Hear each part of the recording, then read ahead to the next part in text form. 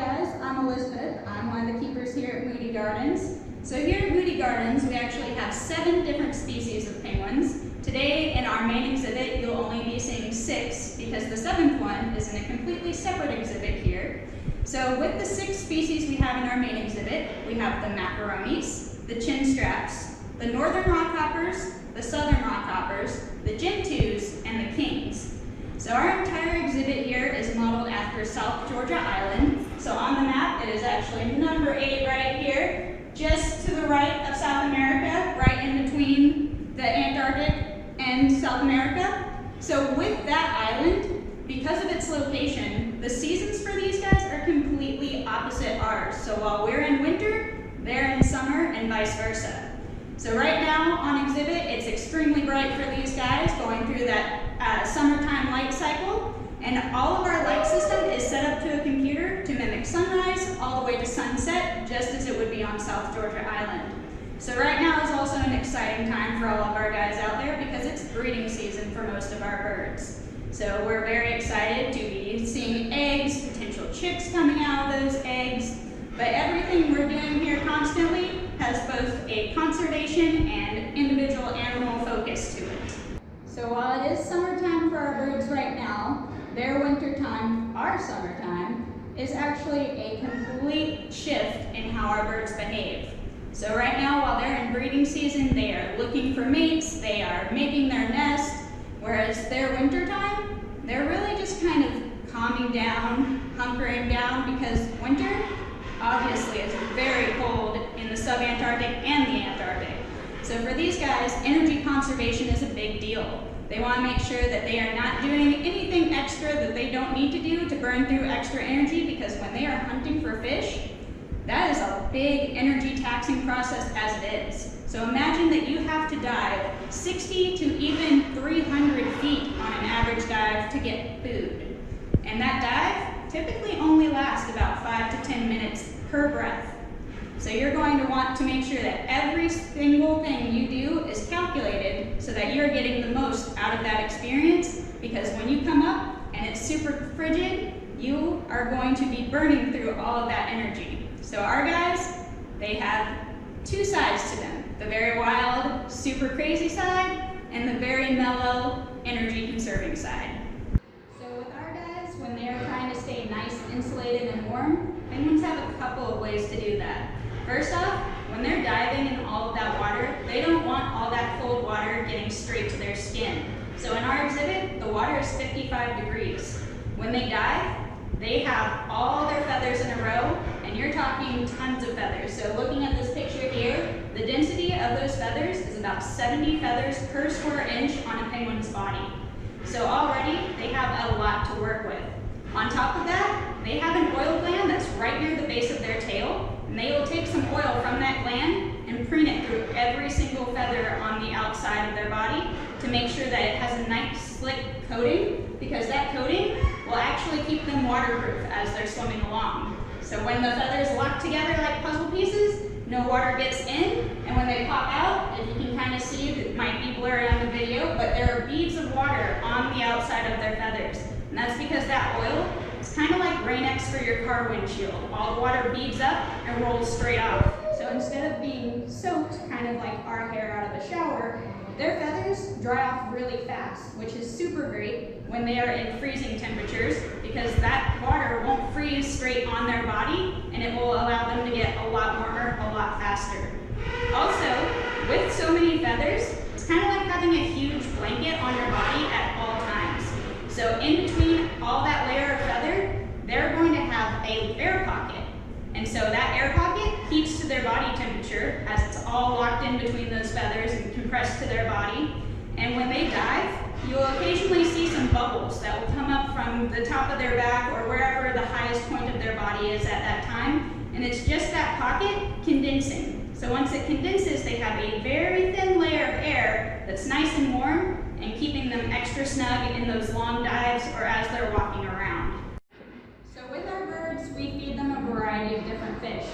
So we have silver sides, smelt, capelin, squid, herring, and mackerel.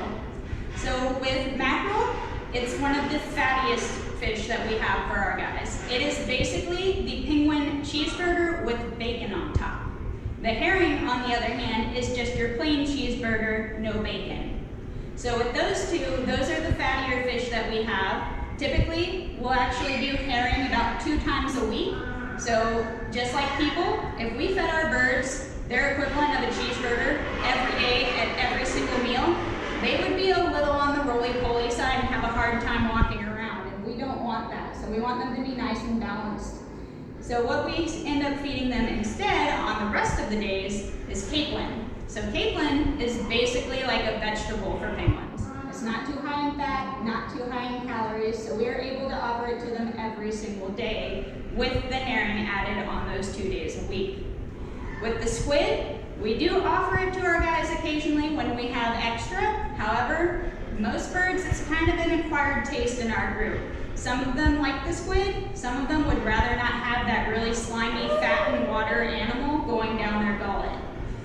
With the smelt, we do offer that on the side as well with the capelin when we need a little extra bulk. So our guys can go anywhere from 50 to 100 pounds of fish in an average day to even 200 or 250 pounds of fish. So depending on how much we're needing to feed them, how much they're needing to bulk up depending on the season, we will adjust our diets accordingly.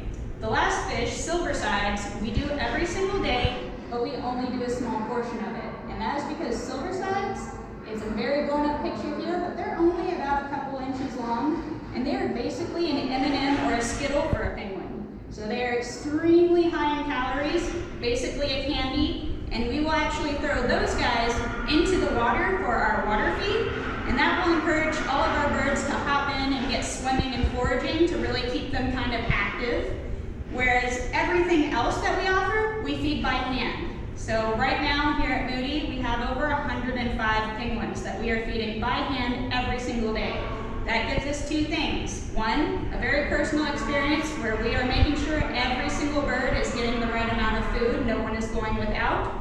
And also, we are able to check out every single bird on exhibit, basically giving them a daily physical twice a day. So we feed in the morning at around 11 o'clock and in the evening around 3. So we get to check those birds out twice a day, every single day, to make sure their eyes are looking good, their beaks, any other part of them, they're nice, they're healthy, and they're getting all of their diet that they need.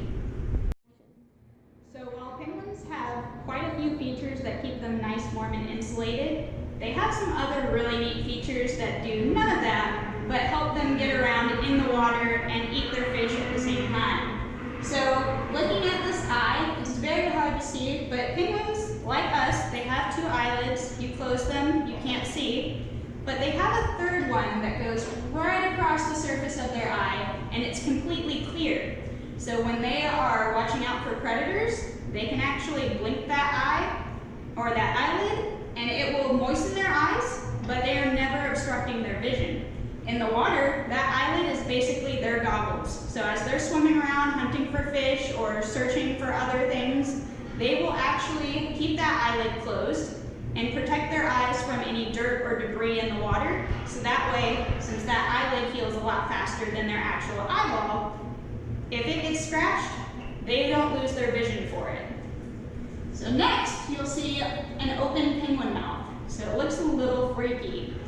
What happens here is this white part is actually a penguin's tongue, and the top part is the roof of their mouth. So penguins on their tongue and on the roof of their mouth have these fleshy barbs that actually work kind of like Velcro for fish. It hooks in between the scales a little bit and allows them to really grab onto those fish as they're swimming around. Because if you're hunting for a live fish and all you have is a straight beak like most of our birds do, and that fish gets in there, they could easily slide out without something else to kind of grab on and really pull it in. So when they are eating, this tongue will actually kind of undulate and move, and it will help them work that fish down into their throat. So this picture right here of their beak, you can see their nares, so right where their nostril opening is. What's important here is just behind those, there's actually a gland that penguins have that takes all the extra salt from any water they're inhaling as they're trying to eat those fish, or any extra salt from the fish they're eating themselves, and it will concentrate into kind of a really strong saline solution, much stronger than what you would use on your contacts or anything like that, but they will actually sneeze it out after they're done. So instead of storing all that excess salt in their body is expelling it as far away from themselves as they can get it, and that way they're really kind of bridging the gap between that excess salt that they don't need.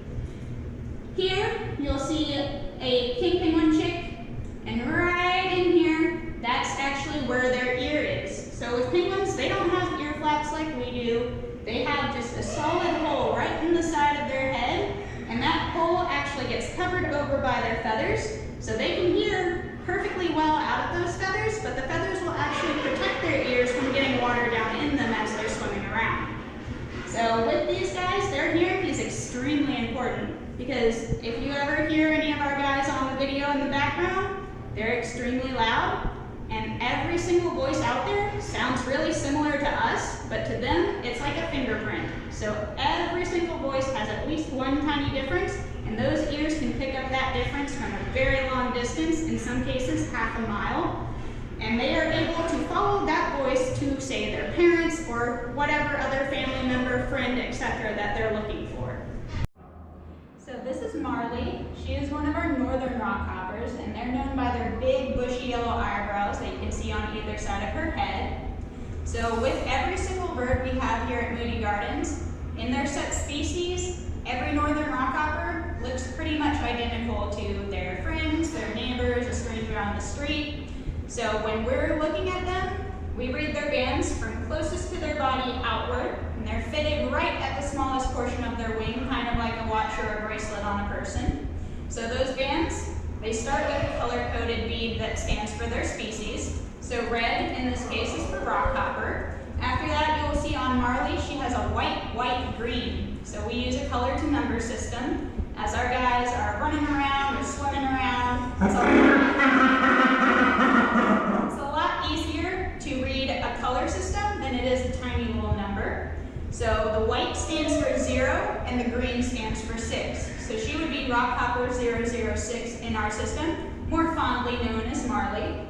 So with her, she is actually one of our encounter birds. She comes in here a lot, and that's because our encounter birds, they kind of bridge the gap between their colony out there and the people that come in here. So when we have our guys in here, they'll paint paintings with their feet. They're actually trained to walk across a sponge with paint on it and then walk across a canvas. And they get some really good information in about a 45-minute informational event where we will tell them all about these guys. We'll bring in different birds depending on the day and who wants to come out to paint. Obviously, my muse just walked away to go hang out in the corner. But every single bird that we have does not necessarily paint. So they're kind of like people. They have little personalities. Marley's shines brighter than others sometimes. She gets very loud and excited.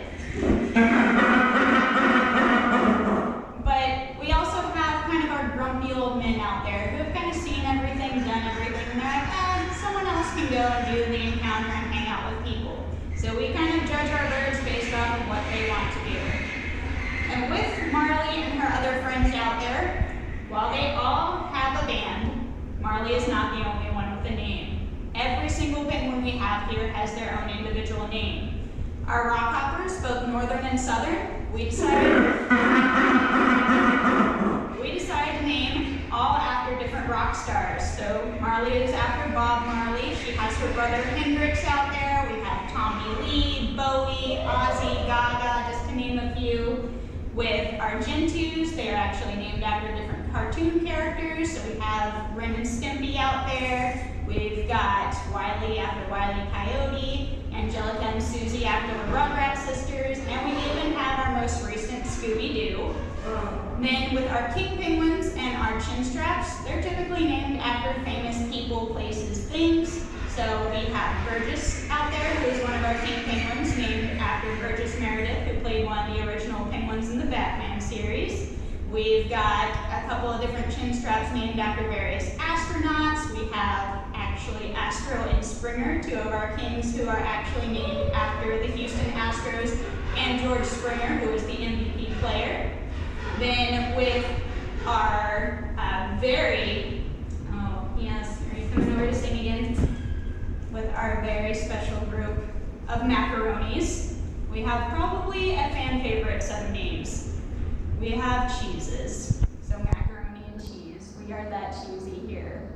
So we've got Munster, Gouda, Asiago. With some of our macaroni chicks that we have, we couldn't just give them cheese names. We had to go with something that would actually embody macaroni and cheese. So we went with pastas. So we have a linguine out there soon, hopefully.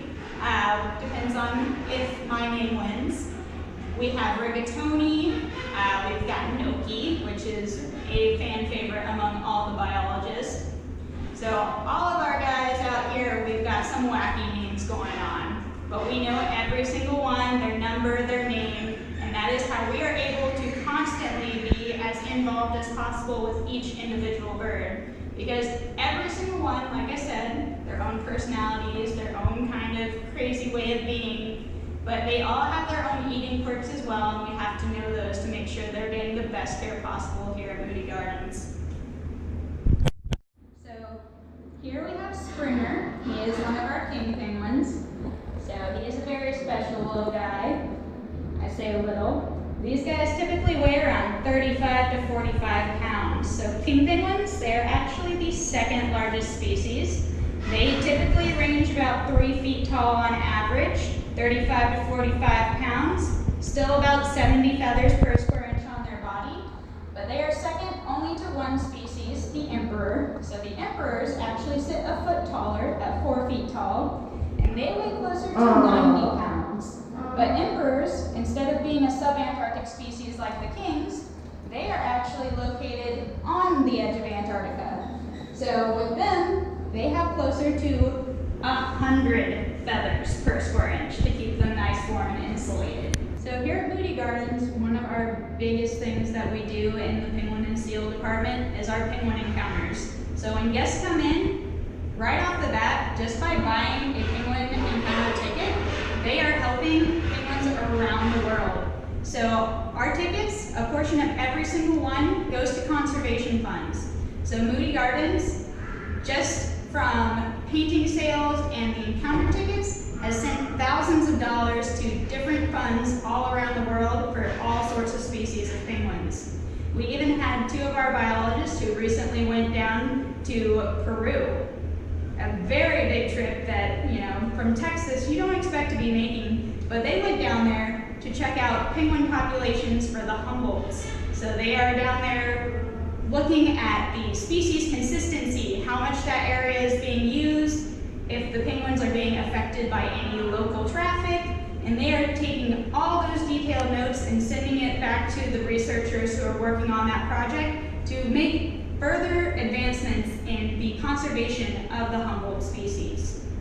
So with every single year that goes by, we take some of the money that we have gotten from all those different conservation things, so the painting sales, the ticket sales, etc., and we look at what area needs the most at that time and kind of base our decisions off of who is really needing the money for their research or for their conservation funds, and then we will send off as many different chunks of, say, a couple $1,000s at a time to 2 or 3 places if possible, so we can really spread our outreach. So again, I'm Elizabeth, one of the keepers here at Moody Gardens. So I first got into this field after a very kind of interesting route through college. I actually started out as a freshman at A&M Galveston, and then 1 year in, decided marine biology wasn't all I wanted to do. I wanted to have a broader kind of span of things. So I actually transferred to A&M College Station and majored in wildlife and fishery sciences, got a double major in renewable natural resources, and minored in forestry. A lot of things, I know. But I was fortunate enough to have connections down here and know about Moody Gardens and all the different animals they have. And I got very, very lucky and snagged myself the perfect spot. So I work with the penguins, but also the seals and sea lions now. I've been here about 3.5 years, and every single individual we have, whether it's a penguin or one of the seals or sea lions, has really kind of enriched my life. They all have different ways of learning, different ways of seeing kind of every item we put out there for enrichment. So we get to observe them every day, work super close with them, and really just kind of learn another side of things that people don't necessarily think of every day. So one of my favorite things is now that I'm in this field and have worked so hard to get here, I am able to kind of get people to care about an animal that they might not have realized was extra cool. So maybe it's a little kid who didn't realize that penguins have these alien-looking barbs in their mouth, and that's the coolest thing for them, but suddenly, instead of just being like, oh, a penguin, they're like, oh, a penguin, I really want to actually protect that species. So giving that kind of little spark in a person's eye is the most fulfilling thing that I ever experienced here on an average day, besides, of course, the animals themselves. But when people care about something, they are more likely to go out and protect it. So if you guys go into a field where you're working with animals, but also guests, it may seem like an aggravation to have to deal with both sides. I know we go into the animal field thinking we just want animals, not people. People are good. People are great, because the more people who care, the more chance that animal has of having a really great future, as long as they're looking to conserve and help them. So it's kind of our job to make sure that people think these guys are cool. So a bit of advice for anyone looking to get into this field. One of the main ways you can get here, obviously, go to school. But here at Moody Gardens and other facilities as well, we have all sorts of ways for people to get started early, or even in college, or even older than that. So here we have the Savvy program. It's a high school program where we have volunteer kids from different high schools in the area who will actually volunteer their time, come down, learn with us. They will help with our diet prep. They'll learn about the different birds and things we have here, help with the cleaning, the daily, day-to-day stuff. And they kind of get a feel for what this field is all about and kind of an understanding that most people don't necessarily have at that age. Next, we have our volunteer program. So our volunteers range anywhere from college age all the way up to people in their 70s, their 80s. So they come in and devote their time to kind of hang out with us, work really hard, but get an amazing experience, again, that not everyone expects to have, especially in Texas. Penguins in Texas, not many people expect to have that. But the last thing we do is we also have internships. So college kids can get internships here, whether it be with our department or with the Rainforest Pyramid, anywhere across Moody that has any type of animal, we do have internships for it. And those guys, they get an extra up-close view because they get a little more than just the volunteer stance. They get to experience pretty much the entire day-to-day, because instead of just going for, say, 1 4-hour period of the morning or the afternoon, they're there with us almost every day of the week and really learning the nitty-gritty details of exactly what it takes to be in this field. And that looks really good because occasionally you might get lucky enough, people remember you, they know how well you worked, and maybe, just maybe, I'll retire. I probably won't retire. But a position might come open, and maybe you shoot your shot and you get in too.